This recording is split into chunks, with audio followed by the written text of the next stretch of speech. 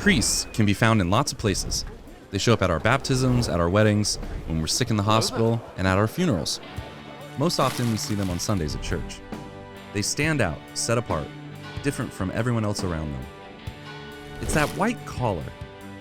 Even when they're doing normal things like playing soccer, or boarding a flight, or teaching a class of middle school students, they can also be found skateboarding or discovering the Big Bang, like Belgian cosmologist Father Georges Lemaitre.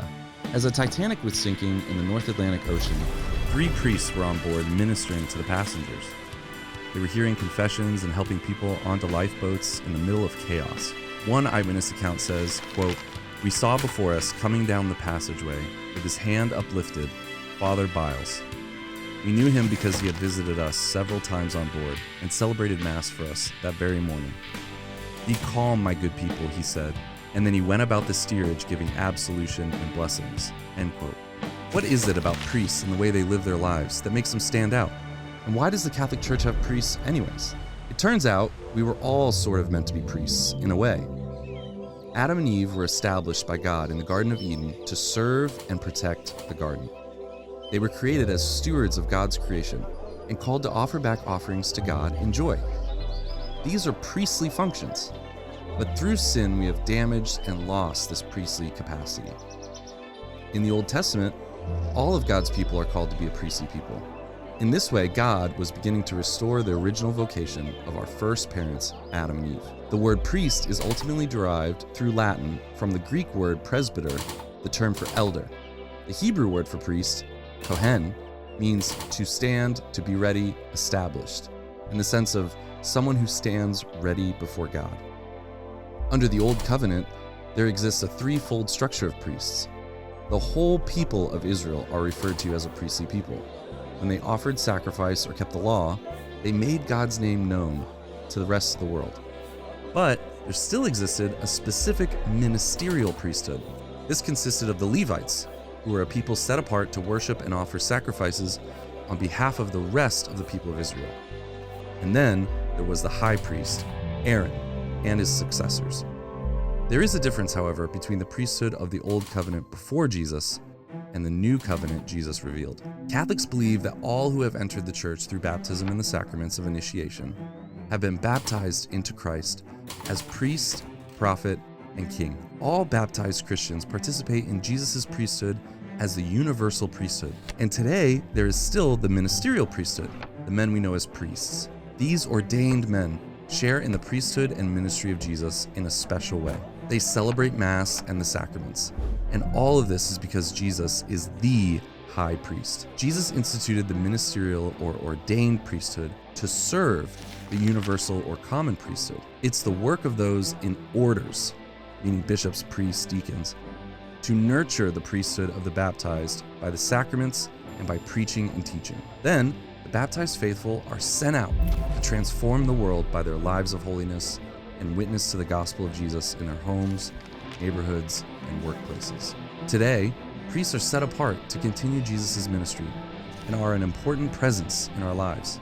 They preach the word of God, celebrate the holy sacrifice of the Mass, offer the sacraments, and serve in the person of Jesus Christ. Father Stanley Rother was an American Roman Catholic priest from Oklahoma.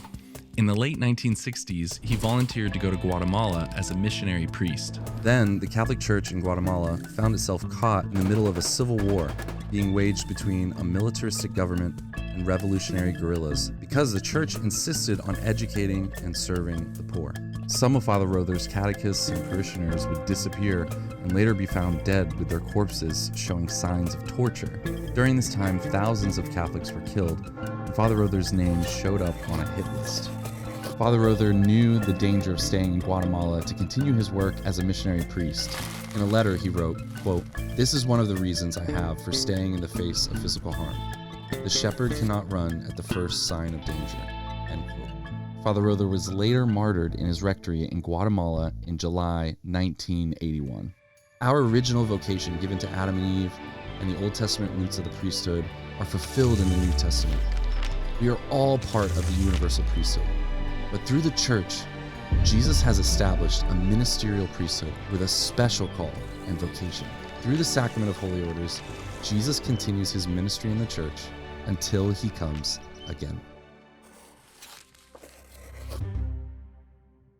This is the Catechism of the Catholic Church. It's the official summary written by the Church of everything Catholics believe. But if the contents of this catechism are unlocked, it can change the world. We believe the Catechism isn't a dry, dusty textbook. It's a gift.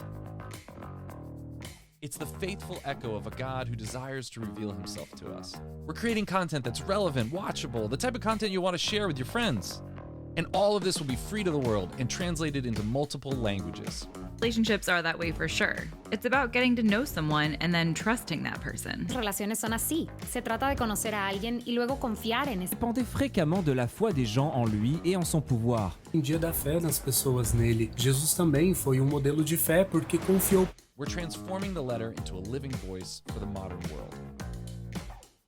We're creating videos, stories, animations, podcasts, social media. We're creating content that's relevant, watchable, the type of content you want to share with your friends.